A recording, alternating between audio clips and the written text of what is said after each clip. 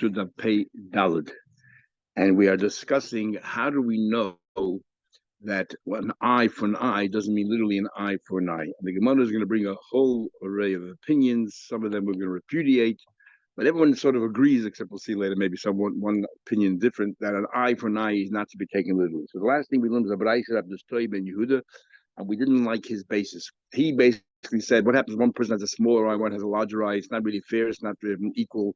It's not proportional. So we said it's not the size of the eye. It's the fact you took away the eyesight. Or if a shorter person kills a larger person, so how do you measure that the punishment be exact? It means you snuffed someone's life. The same thing over here. So that's not a proof. So we're up to the Pei Dalet Amar Aleph. We're by the two dots, and we're going to continue bringing different brises. Some we accept, some we don't. Tanya Idich, another brise. Shibri says ayin tachas ayin is moment. It's not to be taken literally. Ata oimer moment. So we're up to the Pei Dalet Amar Aleph, the first line, 6 lines from the top. We're bringing different brises to support the idea that an eye for an eye, or it does not necessarily mean literally an eye for an eye, or a tooth for a tooth. It means monetary compensation. So some of them we're going to accept on the basis, some not. Tanya Shimon says, it means money. After moment and money, or maybe means literally. What about the perpetrator of the crime was blind already? The Sima, and he blinded, or Kita, or he himself already was amputated, and now he amputates somebody else's hand. Or Chigir, he himself was limping, the Chigir, and caused the other guy to limp. In other words, if we cannot exact the punishment to the perpetrator for the crime that he did, because he already is there, what happens then? An eye for an eye, and you can't tell me, well, in that case, we don't do anything, because you can't say, oh, that person will pay money. Oh, you can't amputate the perpetrator, he'll pay money. It has to be a uniform punishment. You can't, have one punishment for one person, another for another person. That's the basis of Kodesh Shimon. Says the Gemara, we're not happy with that, because my kusha, what's the problem? And well, you can. And when you can't, you can't. In fact, we don't make a pay at all. I'll prove it to you. What happens if a person is, let's say, a treifa? That means he has some kind of a physical fault that he's definitely not going to survive. He's called a treifa. He's going to definitely die. Now, if he killed somebody, what can we punish him with? Can't punish. Why can't you punish him? Because the only way you can punish somebody is you have two witnesses, and the only way that two witnesses are kosher is aides that could be found liars. But if two witnesses come in and they testify about a person who's going to die anyway, and they're terminally ill, and they say that he committed a crime, it's aides because they try to kill a dead man. So therefore, we're not going to kill him based on aides. So therefore, what do we do then? So we can't really punish him. We never have aides, so we can't really punish this guy. So what do we do? So obviously, where we can punish the guy, we'll punish, and we can't, you can't. We exempt him. The same thing over here. The Kiva Egi over here asks, he doesn't understand the Gemara's question. The reason why we don't kill in the case of where the witnesses cannot be proven right or wrong is with a guy, trying to testify against a person who's terminally ill, is because there's no aides. Since there's no checks and balances, we say there's no aides here. So if there's no aides, that's why they don't kill. But a person who's found guilty, where do you find that there's two different punishments? Well, if you could punish you, we'll punish you. If we can't, you can't. So the Chayv is right. You can only have one form of punishment if it has to be monetary. That's okay, and it means the tzarich here. So l'chayla, there's a general question that what's the whole idea of the Eidos She'atu Yochel Zimah? Why is it that if there's no checks and balances, what does it mean? There's two ways that we once mentioned before. There's two ways of understanding the whole concept of testimony, of witnesses. Is it a logical thing called birur? If two people come in and tell us something, then probably that's what happened. Or is it like Zayis HaKasav? Like the Rambam says. The Rambam says clearly it's not a logical thing. Moshe and Aaron come into a court, we're going to reject the testimony because they're two brothers. There's no question that that nobody's questioning integrity, doesn't matter. But if two people that are sleazy people, will accept a testimony. So it's like Zayis HaKasav. Now the nafkamina is, why is it that you need checks and balances? If it's a logical thing to have aides, then you need the checks and balances to be able to give us the confidence that they're telling the truth. So therefore, it's all logical. But if you tell me that the whole idea of Adis is not a logical thing, this is what Torah says, then the idea that you have to be able to find them, to be able to discredit them, is also there's a custom. They don't lodge any of this. So therefore, they say like this: Shimon Yochai, the Gemara here holds, and this is the argument of Shimon Yochai and the Gemara. The Gemara holds that this is exactly the same thing because they say that there is testimony here. There is testimony here, but the halach and the Moshe Torah says that you cannot accept it. But there is testimony here. So we see sometimes we're going to punish based on testimony, sometimes we're not. So we see that you can have two different things. What's Shimon Yochai's problem? But if Shimon Yochai says, no, what do you tell me a story? There is no Adis in the first place, because I hold Adis is a logical thing. If there's no checks and balances, then there's no Adis here at all. So there's no Adis. But where there is proper Adis, where do you find two different punishments? Therefore, it must be that you pay money. That's the argument of Shimon Yochai and the Makshita, perhaps. Okay, let's continue. Well, then he has a debt. There's a debt, like anybody else. And one day, when he has money, he has to pay. Taking a further, another. He brings another basis. Amakra says pasuk. It says in pasuk that that just like you, an eye for an eye, a tooth for a tooth, and so on and so forth. And then it says kasha yitin mum ba'adam ken yinasan boy. The way he applied a mum to this other person, you ken yinasan boy. What kind of language is yinasan boy? Yinasan sound like something that you transfer from one person to another person. That must be money. It must be money. But yinasan boy. If you want to say that we wound you, we cut your hand off. If you you amputate the other person's hand, then you don't use the word ken yinasan boy. You say ken yasa boy. Yinasan is something that's transferable. Element of so kasha yitin mum ba'adam hachinami demamen with mammon. Amir Abishma, Kroy say that Darshi. Want to join us? The Gemara, if you go into that lecture, you haven't. Look at that. Okay, we're in the middle of the Gemara already.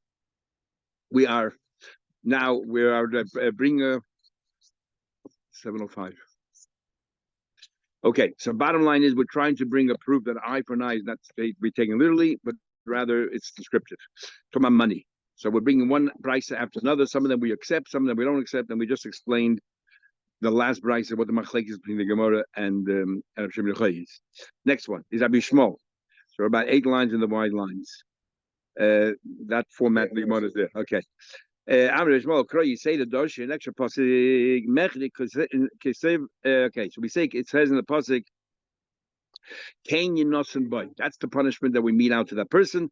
And Yinosan is something that's transferable. They ain't seen a moment. El Matav so Kasha Yitin. If you tell me that Yitin means something transferable, so it says in pasuk, it starts off Kasha Yitin Mumba Adam. When you gave someone, you inflicted a wound on somebody, Kain Yinosan Boy. You're telling me Yinosan means something transferable. Talk about money. So what does it mean Kasha Yitin Mumba Adam? In the first place. So we see clearly that the word Yitin over here means simply to wound somebody, not something transferable. You gave him money. You say it does more explain. No, Rabbi Shmuel is doing an extra pasuk. It says it twice. Merdi ksiv. It says in another pasuk, you should have no rachmanis, nefesh for nefesh, an eye for an eye, a tooth for a tooth. It says the ish ki yitain. Fine, wrong pasuk. It says the ish ki yitin mum ba'amisay. The way he did, you do to him. And there it says, Kasher Asa Ken Yasaloi. Ilchayla Ken Yanasa by Lamali.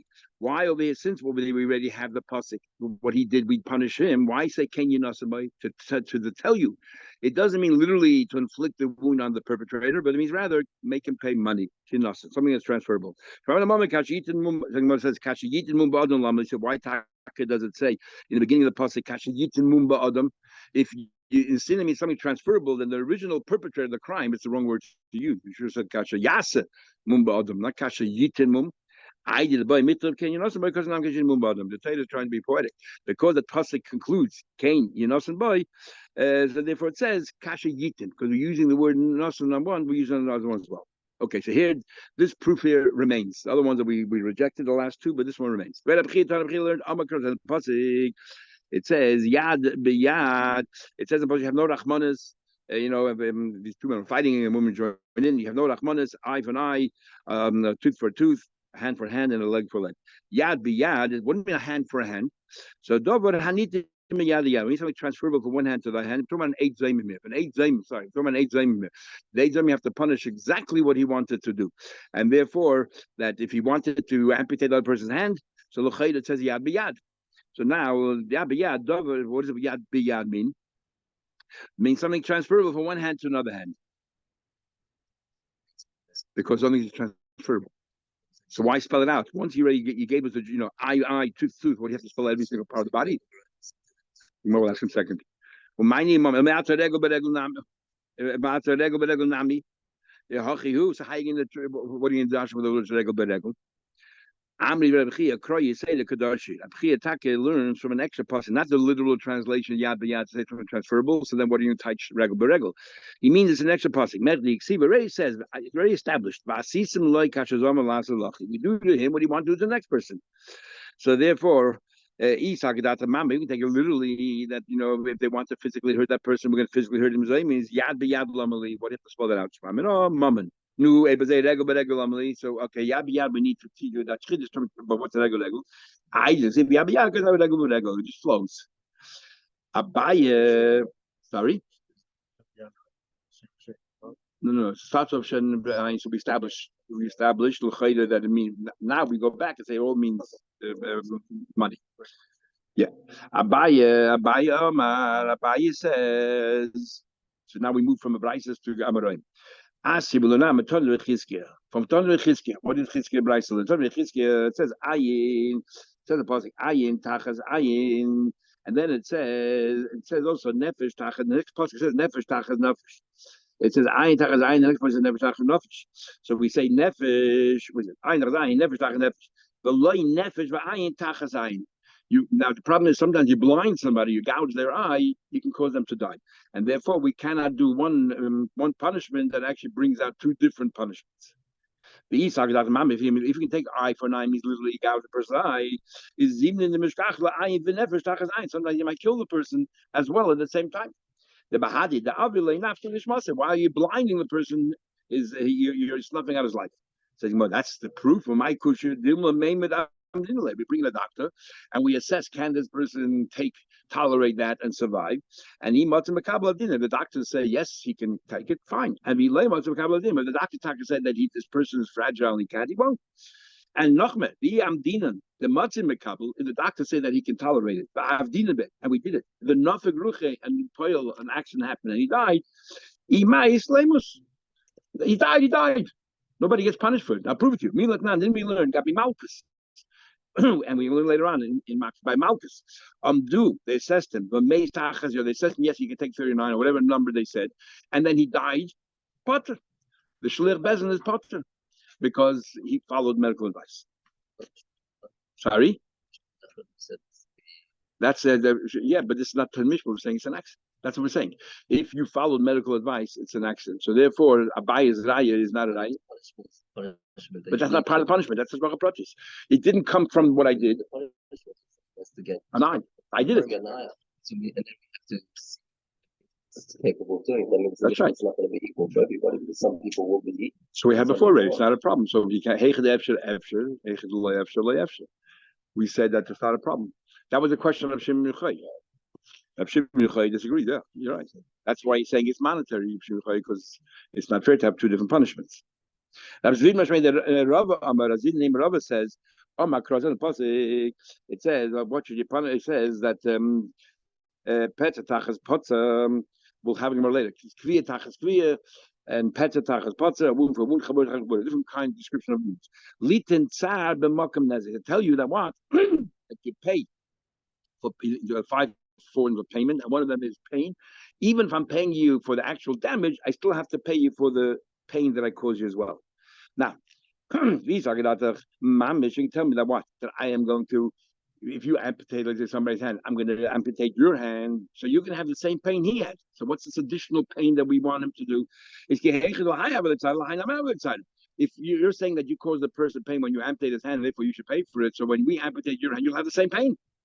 So what's this punishment? You have to get pain in the Mokim Nezek if it's taken literally.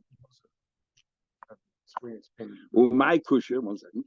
What's the one said that's a problem? Maybe take it literally, but everyone has experienced pain differently, or reacts to pain differently. That some people are much more fragile, or they're much more, let's get spoiled, whatever, and they experience pain far worse than other people. They don't feel the pain.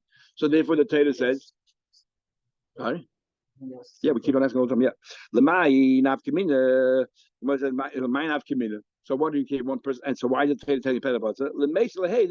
If one person, the perpetrator, has less pain than the victim, he should then pay the difference between the two, and that's what. So that's no right. It could be it's literally, and yet we can work out the pshat pasuk. Okay, Papa said the name of Makra. It's the same idea, but from a different word. So v'rape yerape, because you're healing, you should heal. Even though you pay for damage, you also got to pay medical bills. Avisak dan mamash, you tell me that what that take the pasuk literally. Just like that person has medical thing, he has to pay his own medical bills already. So so what else you have to add? What when you pay medical bills? If you're taking literally, name my kusha, again the same thing. Some people recover much quicker than others, and therefore if there's a difference between the two, I should pay the difference. So no raya. Rav Ashi says, Ashi will learn out tachas mishoy. We have a gzeir shabbat tachas. Ksiv over here it says ayin tachas ayin and shen tachas shen and all that. And then over there it says Hossam says by a shoy shalom yishalom shoy tachas a shoy. You should pay the shoy. You should pay a shoy for the shalom yishalom. That's what we learned above. We learned over there about meitav and all that. He's malahalan, mom and avkam mom. Just like over there, it's money over here also. He makes a shavach tachas. Says the Gemara, my chozis, why did you decide to learn tachas m'shoyed? Nailif, let's learn tachas ma'adam. Over there, it's literally the chsiv it says, v'nosata nefesh tachas nefesh. That you get killed in return. Over there, tachas means literally. So here also, let's learn from Adam to say what it means literally, an eye for an eye, not like by a show which is monetary. We say we learn one form of damaging from another form of damaging, and not from misa. They're talking about a person killed another person, so you can't equate our case to that. Isn't it preferable to compare one human to another rather than compare one human to an animal? Rashi, you're right, but I'll use the Geshav elsewhere. Mitachas asher ina, that over here, if somebody raped a girl, and so on and so forth, it says tachas in the place asher ina, because you caused, what do you call it? You pained her or whatever it is, and then talking about oinus mafata, then you have to, if you have to live with her, and there it says tachas, and they're talking about money. Same thing over here, and here you have alamailis, yalav the adam, but a zikim is zikim. It's talking about a human, and we're not killing anybody, just damage. The Rishonim here have a hard time. But if Ashi comes along and makes up a Gzeir Shabbat, what does that even mean? We always learn the Ein Adam Don Gzeir Shabbat. You always learn after Yalach HaMashiach Sinai. So one shot in some of the Rishonim is that, which is have to understand what it means. If you are so convinced that you are right, you can make a Gzeir Shabbat to support it. That's one. The other is different versions of that. The other version is that since you already have a Gzeir Shabbat tachas that we use for other dinim, then and you're convinced you're right, then you could take that Gzeir Shabbat and learn this din from there as well. So you're actually making up Gzeir Shabbat, you're using an existing, because we learn at Meitav, we learn other things from this tachas, so therefore we're going to use, you could add to that Gzeir Shabbat. Tanya learned. Bottom line is all these Tanaim are convinced that it doesn't mean literally an eye for an eye. Comes along Tanya Rabbi Lezer says, Ayin tachas ayin, ayin mamish. Sounds like he's Tanya on the hill. Take it literally. Talking about ayin mamish. Rabbi Lezer, Leslie, the whole hani tanai. Even if we repudiated their basis, the number of tanaim, doesn't matter. But the consensus is that that's the din. It's a monetary compensation. So Gemara says, of course he holds that it means monetary, but don't assess the person like a slave. So let me learn you go on the slave market, that's how you assess a person. The free person, how do you value a person? We have erchin in the Torah, that's against a custom. Everybody's the same fixed amount. How do you, if you're not going to use it as a slave? We don't look at the victim, we look at the perpetrator, the mazik. And the mazik, therefore, that's how we put him out in the slave market, the mazik, and say, okay, what's the value of the mazik, and that's what he has to pay. We had the same machlekes about neither shamin and malu shamin when it comes to idiots of the fields. Whose properties do we assess, the niziks or the maziks? So the same thing here. The Blazer holds when it comes to you amputated somebody's arm. How do you value what the value of an arm is? Don't look at the value of that victim. Look at the value of the mazik, and that's. And if he would have been in a slave market, what would it be? Because the mazik might be worth more money. Every slave is different, because if you're strong and young, both its arms. No. We always say it's the same assessment. Say that like, what would you pay for this guy with both of his arms? And we say minus an arm. But instead of looking at the nizik, look at the mazik. So yesterday they mentioned also about the cut, something like that. Yeah, but that was a part of a rejection to prove that's not right. No. But that was something else. That was you were saying that the proof is got a big eye and a small eye. It's not fair. It's not fair. So we say, what does it do with size? No, we say, what's quick about the size? The idea is you blinded somebody. Here we're talking about whatever the person is in the slave market. Some people with more money, they're strong and they're young, and some people with less money, they're old and and fragile. So maybe say whoever's stronger. No. So we say either nizik or the mazik. So we always say it's the nizik. We say you hurt the person, and these are the mazik. Exact same machlek you had about Shmuel of Kibbutz regarding Meitiv. That's all it is.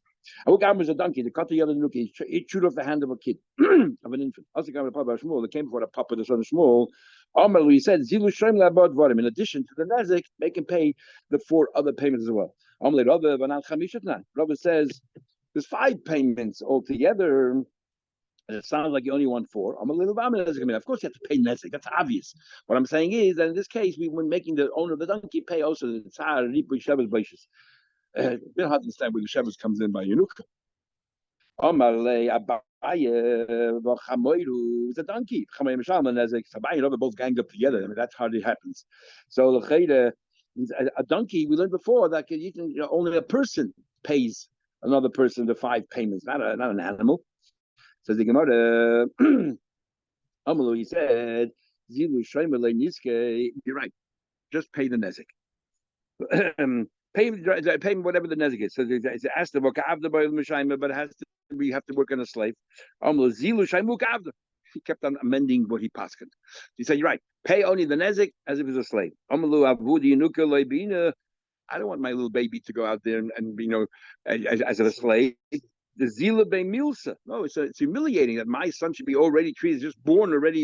He'll walk around the rest of life with a stigma. Amalei, or inferiority complex. Amalei become a the proceeds of if you were damaged, even though you were a kid, the proceeds eventually you put in a trust, and eventually it goes to the kid, and now you're robbing him from that. So the Gemara. Don't worry about it. When I be older, I'll appease him, whatever it costs. I'll take care of it. But right now, I think it's humiliating that he should be trumped around. I would tell you that there was a cow. The Alam Yadinuka chewed off the hand of a child. That's like I'm have to go assess directly like an Evid. You said yourself that there's no, you don't pass these kind of dinim and bubble. The eat toughest. Remember, we looked in the end of the first pedic that even though there's no nazik in the bubble, but the victim grabs it, you can't. As Machlekes is showing him, is it over saying from the outset, go ahead and work out a price? So therefore, this guy then later grabs it, or it's talking about once the guy grabbed it, then let's sit down and assess what it is. A big Machlekes is showing a bad Tam holds that the only thing that the victim is permitted to grab is the mazik itself. In other words, this is the cow that caused the damage. The only thing that is allowed to grab is the cow. Can't go and grab something else, a guy's car or something. He has to only grab the mazik. And other trainers agree and they hold whatever he grabs, he's entitled to. So the Gemara, we don't have the koyach to paskin, but minadin, you still owe the money. The following. In this case, if a shoy was damaged by another shoy, or in this case, the shoy was damaged, the victim was a shoy, by a person, we will collect in bubble.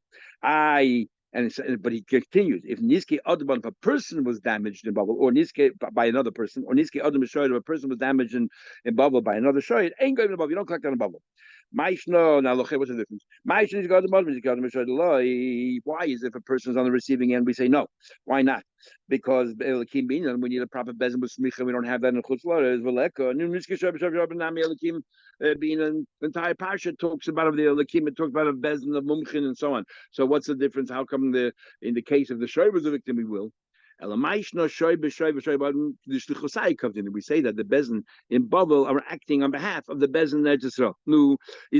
And why? Because why can we have a bezin anywhere today judging commercial matters? Because we are anan. We are doing the shlichus of the bezin there. And we set that up. Otherwise, nobody's going to lend money to anybody. If there's no recourse, if there's no court, we're not going to lend money. So therefore, we put that takan into place. That we should have batidinin wherever it is, and they're representing that shluchasai avdinin. No, ebazei adam be'adam. Sorry, if the person is the victim, not shluchasai avdinin. What's the difference? Should be just like any other court. Amri, we say Kiko Avdina Shlichasai. We're now teasing out slowly but surely when do we establish this rule that we're going to establish courts. Kiko Avdina Shlichasai. When do we say that? Things that we want that we know how to assess. But the like Kimla Begava, things that we don't know really how to assess, we're not going to go ahead with a dictator. Says the Gemara, Amri, Shoy b'Shoy. I'm looking at the so if a Shoy is receiving end, we don't know exact amount. We have to assess it. The moment you have to assess it, it's a gray area. People look at things differently. So what's the victim was a person or the victim was a Shoy? Ella, the Gemara answers. Your mother says you're right. Pug, chazi, why does it go out? What do we do by a cow? We say, look, it's very easy. It's not such a nebulous thing because you go out in the marketplace. What's the value of the shoy? No, and that's why we're going to go paskin. No, a person, a slave market. Pug, chazi, go in the slave market. Slave market is everywhere. See what the value of a slave is. What's the difference? Say also when we evaluate the share of the mazik. Like we said before. By a shoy, we know exactly the shoy that was damaged. We don't look at the shoy that was damaged. Shoy is clear cut. Shoy was damaged. What was the amount of damage? So you go to the market. This shoy, what would it sell for? And that's what you pay, whatever it's worth now. That's why by other will be different. Because we have a pasuk. Because by a person, because by a person, the trader says you have to give this person what you damage this person. Yeah. How do we value a person? Is a slave market, and said we don't want to use it. So we don't use that. No, what we do by a person, we say that person. What is the value of that person? There's no machlekes by a share because we don't have, we don't have the psuk, whatever the basis for Abba Lezer is. He doesn't argue regarding a share. The damage, the value of the mazik. Yeah, because that's Kenyanos and boy, so maybe boy Tashnum Kefir the Kitzi. One time comes to Kefil, and so this very clear cut, double or 4 or 5 times. Now it's the Chasayu. So why do we have a buzzing there? And we know we don't do butted for cable. We only do it by moments. The first thing we discount or we take off the table is we don't punish knas. We raised before in bubble. We don't do it. And that even fisher doesn't help because you're not chayiv knas. Knas is a levy that the bezin puts on, and therefore, if there's no bezin to put it on, you have no right to be teifus knas because there's no chayiv, nothing there. Adam, the Mamainu never. Okay, but Adam, the person's the victim. It's moment. Why do we have a bezin for that? And what it says, Kik. Okay, next we're teasing now. Kiko avdina shlichasayu b'nusa de shchicha. It has to be something common, so that therefore we made a takana. You know what? We're going to have batadin in serving these kind of issues. But Adam, it's in their purview. But Adam, but for a person to be a victim by another person, which is very uncommon, so we say knas we don't do, and l'shchicha we don't do. If it's not common, we don't do it. What about shame and pagam? The shchiach navid shlichasayu. Why don't we do the shlichas and that? Why don't we have batadin for that? They're common. Amri hachinami. You're right. We do. That Papa once collected $400. We'll see later. And it was a case of humiliation. So the Papa was wrong. Because the Shol of Chizl and Nachman, we know in the previous generation, Chizl said to Nachman, the bubble. What are you doing over here? These are Knossim. And we don't collect Knossim in the bubble. You want to go further. Ella, Ti Avdin, we tease that further. When do we say that Batidin it's in the purview? Shlichasayu, what Bezin here today can act on behalf of the Batidin that's Rob Milsa, it has to be like this. Shchicha, first of all, it has to be Mammon. Even though the Gemara doesn't mention it again, we already said it before. It has to be Mammon. Next, second thing is it has to be Shchicha, something which is common, so therefore it makes sense that we make a special takana for it. But one more addition. The East Bay Chsarin you had to suffer a loss. So it comes to Hezek, for example, you suffered a loss. When it comes to shame, there's no loss. No monetary loss there, just emotionally, but it's not a monetary loss. You cannot commercialize. But let's say it's common, but there's no monetary loss. Or it's uncommon. The kids, but there is a loss. When a person is a victim, the loss, you were hurt. It's very uncommon for people to be hurt this way. We're not going to have a batadin to listen to those cases. When it comes to shame, that is quite common. Or there's no monetary loss, is loy avdin shluchasayu. B'shoy, go even the bubble. Must not question. So you're telling me. Remember, Rabbi started off saying that if the shoy is the victim, we will do in a bubble. But if the adam, because shoy is common. Pretty much, no, the person, madach, a person, madach, a person, shoy is even less. I don't know. I was not around those days, but it sounds like it. But yeah, but it sounds like it wasn't very common at all. So, and as it says in the shoy, madach and adam, but adam, we say it's so uncommon. Surely a shoy adam, because we animals naturally are scared of people. And a shoy is, doesn't normally go into a frenzy and damage people, unless in Spain over there, those bulls. The shoy gave you the bubble. I'm gonna ask a question. And shoy, you tell me, do collecting bubble? But Rabbi shoy, he's ain't going a bubble. It says that the Rabbi once said that a shoy that caused damage, you don't collect the bubble. Now let's see which shoy is it. The Azik man, who did the shoy mazik? Elay, but the Azik the shoy damage a person. My shoy that why talk about a shoy? I feel Adam that ain't going bubble. Just say even Adam that damages a person, you don't do because it's not common. So surely a shoy which is less common. See right here, it's less common. Elipshita, the Azik shoy, talking about a shoy damage another shoy. Uktani says ain't going to the bubble. So how could I go along and say, you do? Amri Hassan betam hachamut. A tam, which is we learned in Daf Tezvav, Palganiska Knosset, it's merely a knas. If we don't collect that in bubble, we don't collect knosset in the bubble. But a muid, which is mammon, we will collect in bubble. That's what the Rabbi is talking about. Talking about Rabbi ain't muid bubble. How do you establish a muid in the first place? There's no muid in the bubble because since there's no tam, and the only way you become muid is if the witnesses come forward and say, "Oh, the guy, the show damage once, twice, three times, they become muid." But if there's no tam in bubble, so Bezin will never convene to hear about this case. Amri more says this: the ayayid hasa me'aisula hacha. We established a tam and stroke because they do listen to these kind of cases, and then he came to bubble. That's really uncommon. We just said before that things which are so uncommon, we don't. Bezin will not hear that case. When it says also Rabbanon the Hasam Yadahacha, we're talking about a Bezin from Etzro came here and they judge. They're the ones who have what do you call it, smicha, and therefore they can judge anywhere. So the Gemara, sorry, because basically king, they're the ones who are evaluating it. Because they have the power. So the Gemara, but so uncommon. That even though they're the business stuff, just so when they come to chutzlah, they don't have that kayach anymore. If it's mizl shkicha.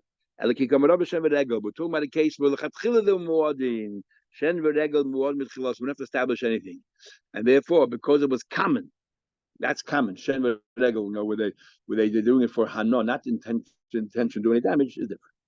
Okay, then we learned the Mishnah Tzar cover the shapu the masmer. So when we said Tzar in the Mishnah goes even let's say with a spit or even a nail on the person's nail. So even if there's no damage, Tzar alone is enough to is a form of payment you pay. It's not hinging or predicated on nezik. If there's nezik, then you have additional payments. No, Tzar on its own. That's what our Mishnah holds. Says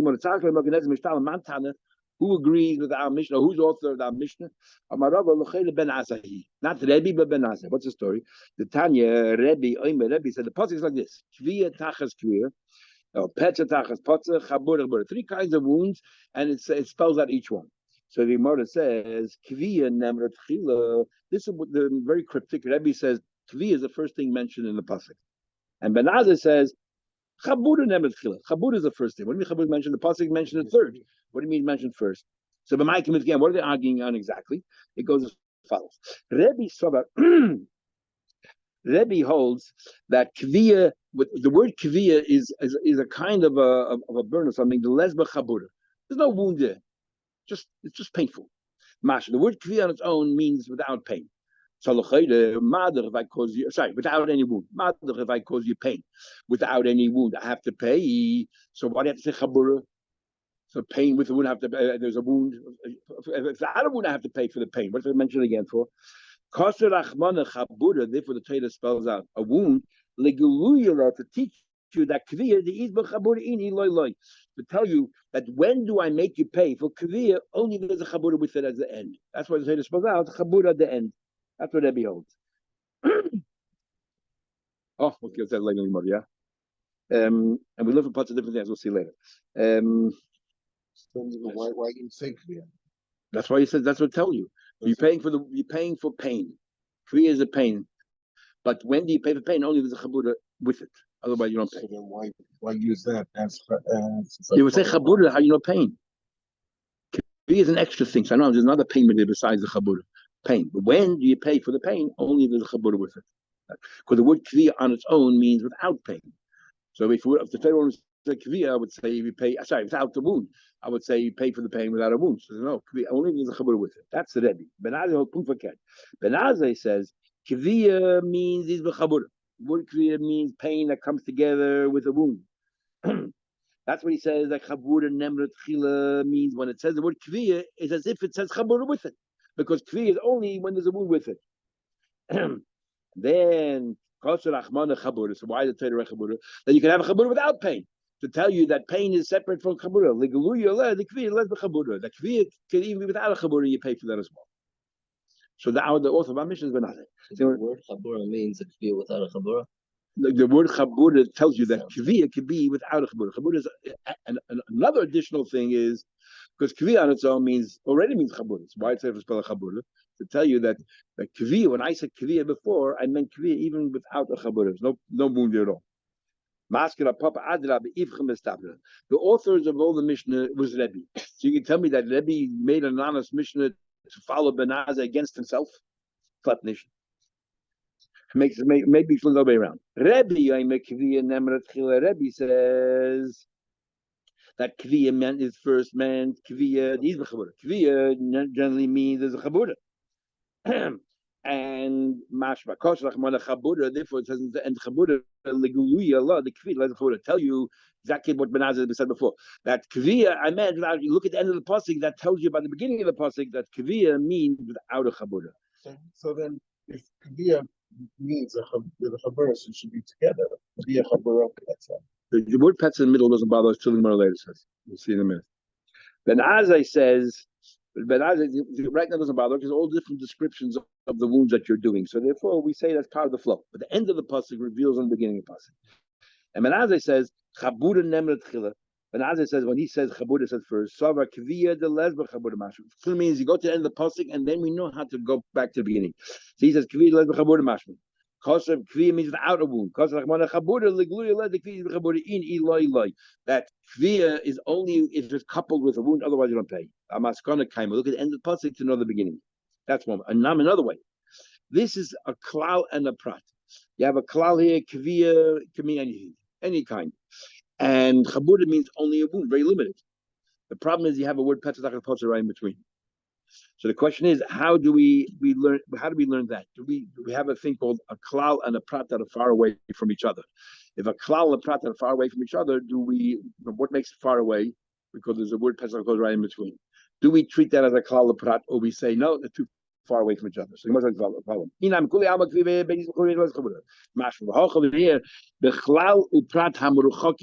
actually had Dafnu test there about that Seres Adibus from Eschanan and Yisroi. That's klal and prat. But that's called Meruchokim, even though it's Yisrael, that's Eschanan, but it's the same thing repeated. So therefore, it's not considered Meruchokim according to some. So Bechlalu Prat HaMeruchokizem, they're distant from each other because of the words in between. Rebbe, so Rebbe holds Ein Donin Oisai Bechlal Prat.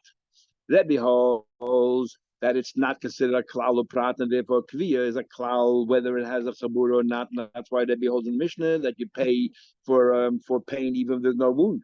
And we focus on the klal, and there's no prat here because of the distance. And Ben Azai holds donin oise b'chal prat. Even though it's distant from each other, it's a klal prat. So in other words, the chabur at the end is coming to define the kviya only if there's a wound with it. So according to the Rebbe, if even without a wound you pay for the pain, what do you have to tell me that there's a wound as well? What is he adding over here? We're adding the domim yasedim. If there's extra money, that means we would have thought that if I'm paying already for the pain, I don't have to pay for the wound. Kamashalan, this is how Rashi learns. This is how Rashi learns. Kamashalan, that no, you're paying for the kivir, which is the pain, and you're paying for the chabura. And even though now you're getting this victim is getting quite a bit of money, substantial amount of money, because you're getting two payments here, plus other ones, it doesn't matter. You could have done you pay that as well. That is how how that Rashi wants to learn. Taisa wants to learn that there's two kinds of tsar. This pain, just pain, and then this pain that also that there's wound that comes with the pain, and therefore it's not just the physical pain, also like emotional pain. You see, the scar comes to remind of the pain. And the dummy say to me that there's a chabura with it, then the tzar price goes up as well. So not that there's a separate payment of chabura, that's different payments. Not just from the hits. Yes, I think so. Within the tzar itself, it augments the tzar because you see the pain. Okay, we'll continue tomorrow. Tomorrow is it's a holiday, but 7 o'clock.